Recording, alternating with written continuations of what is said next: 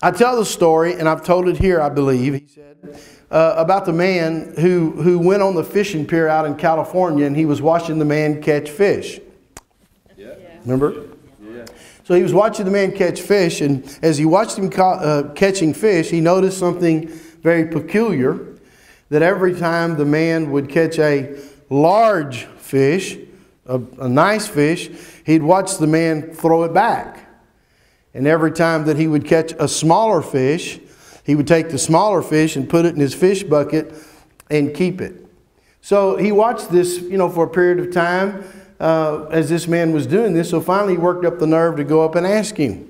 And he said to him, he said, "Sir, I'm just noticing you're doing something very, very peculiar." He said, "I noticed that every time you catch a big fish, you throw it back." And he said, "And every time you catch a little fish, you keep it. That's odd. Why would you be doing that, may I ask?" And he said, "Oh yeah." The man said, "Oh yeah, that's easy." He said, "I only have a 10-inch skillet." Frying pan. That's really good. A 10-inch frying pan.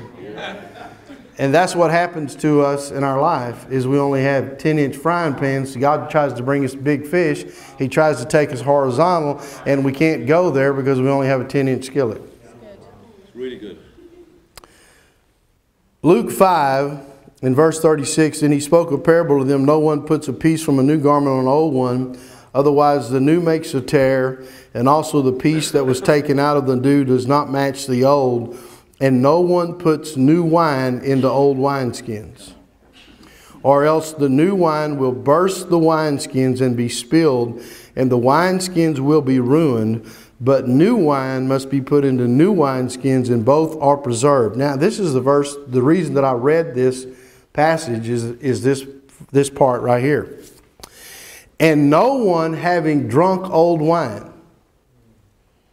immediately desires the new, for he says the old is better." Somebody said, "Well, how does that work in the church?" Ladies and gentlemen, we preach all the time. We've been preaching for years that there's no greater important institution, organization, organic, whatever you want to call it, than the church. Yet we want to be as lazy and lackadaisical when it comes to the things we ought to be doing in the house of God for the gospel of the kingdom. Yet when we talk about things like this, people think I'm being unspiritual, or that whatever, we got to let the Spirit lead. Sure, you got to let the Spirit lead, but you got to give something for the Spirit to lead. Watch this. Don't just give your own personal limitations for the Spirit to lead. Get something that's big enough. Get you a 16-inch skillet or a 24-inch skillet, so God's got something to lead now. Excuse me, I didn't mean to do that. Come on.